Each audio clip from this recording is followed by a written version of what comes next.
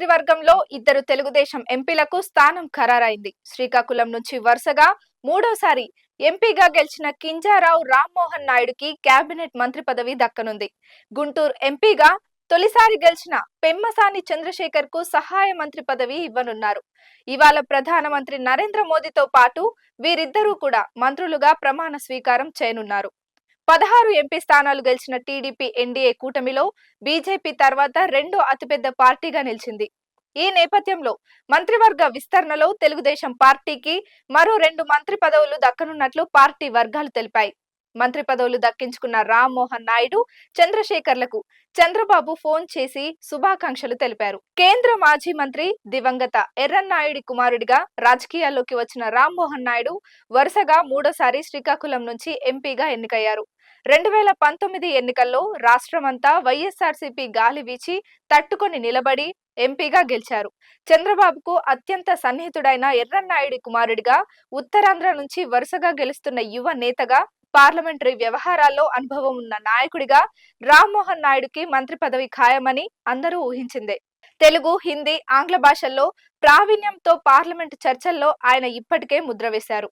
వీటన్నింటినీ పరిగణలోకి తీసుకొని చంద్రబాబు రామ్మోహన్ నాయుడుకి కేంద్ర కేబినెట్ బెర్తు ఖరారు చేశారు. సంకీర్ణ ప్రభుత్వాల్లో భాగస్వామిగా టీడీపీకు కేంద్ర మంత్రివర్గంలో అవకాశం వచ్చినప్పుడల్లా ఉత్తరాంధ్రకు చోటిస్తున్న చంద్రబాబు ఈ ప్రాంతం తమకెంత ముఖ్యమో చెప్పకనే చెప్తున్నారు. 1996లో యునైటెడ్ ఫ్రంట్ ప్రభుత్వంలో టీడీపీ చేరడంతో కేంద్ర గ్రామీణాభివృద్ధి, ఉపాధి కల్పన శాఖ మంత్రిగా కింజారావు ఎర్రన్నాయుడుకి అవకాశం ఇచ్చారు. 2014లో ఎన్డీఏ సర్కారులో కేంద్రం పౌర విమానయాన శాఖ మంత్రిగా అశోక్ గజపతిరాజును ఎంపిక చేశారు. ఇప్పుడు రామ్మోహన్ నాయుడుకి అవకాశం ఇవ్వడం ద్వారా ఉత్తరాంధ్రపై టీడీపీకున్న మక్కువను మరోసారి ప్రకటించినట్లయింది.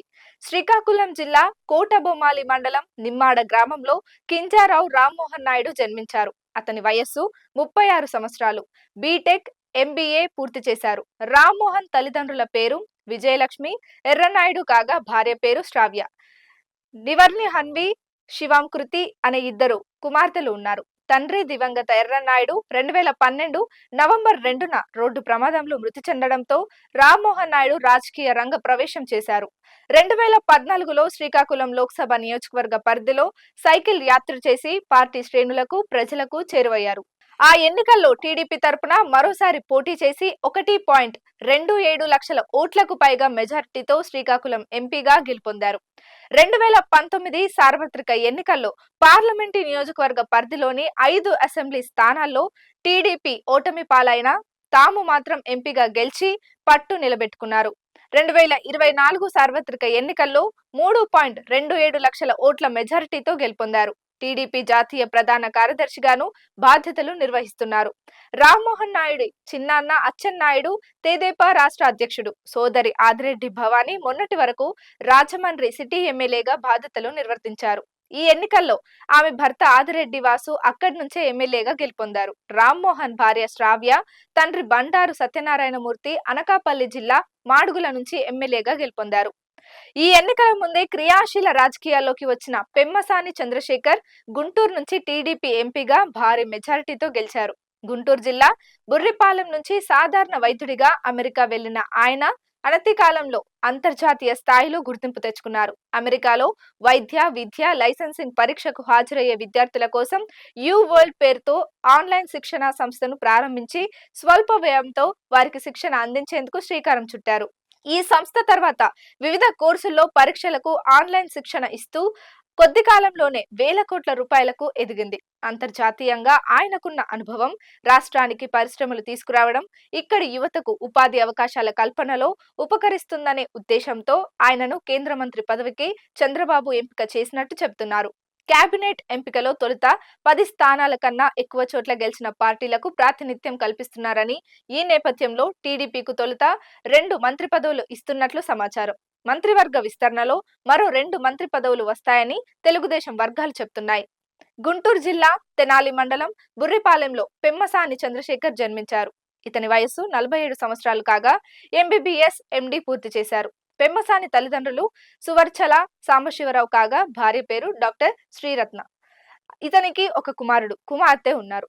చంద్రశేఖర్ తండ్రి సాంబశివరావు తెలుగుదేశం పార్టీ ఆవిర్భావం నుంచి పార్టీ కార్యక్రమాల్లో చురుగ్గా పాల్గొన్నారు.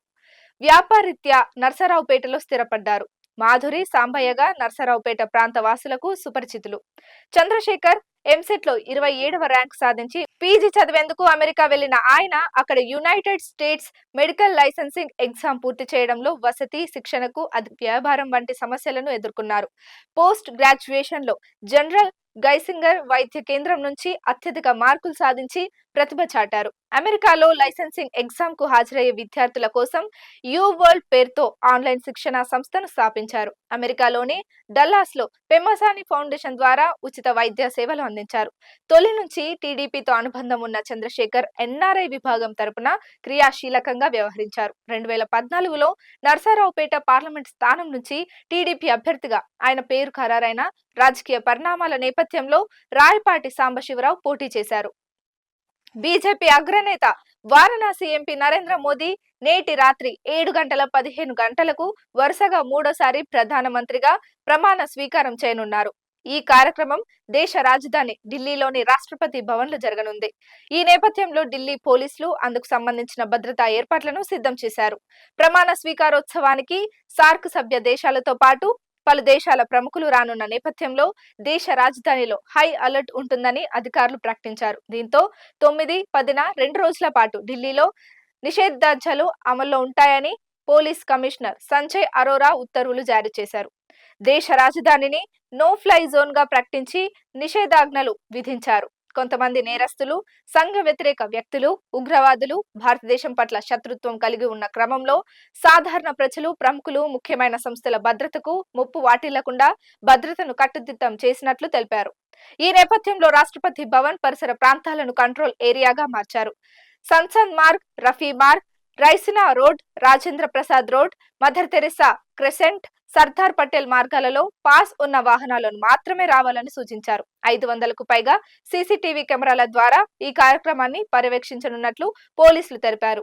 ఈ కార్యక్రమంలో న్యూఢిల్లీలో మొత్తం 144 సెక్షన్ విధించారు. రాష్ట్రపతి భవన్ లోపల ఈ కార్యక్రమం జరుగుతున్నందున కాంప్లెక్స్ లోపల, వెలుపల 3 అంచెల భద్రత ఉంటుందని సీనియర్ అధికారులు తెలిపారు. ఢిల్లీ పోలీస్ సిబ్బందిని ఔటర్ సర్కిల్లో మోహరిస్తారు. తర్వాత పారామిలిటరీ బలగాలు, రాష్ట్రపతి భవన్ అంతర్గత భద్రతా సిబ్బంది ఇన్నర్ సర్కిల్లో ఉంటారు. 5 కంపెనీల పారామిలిటరీ బలగాలు, ఢిల్లీ సాయుధ పోలీస్ సిబ్బందితో సహా దాదాపు 2500 మంది పోలీస్ సిబ్బందిని వేదిక చుట్టూ మోహరించేందుకు ప్రణాళిక చేసినట్లు అధికారులు వెల్లడించారు.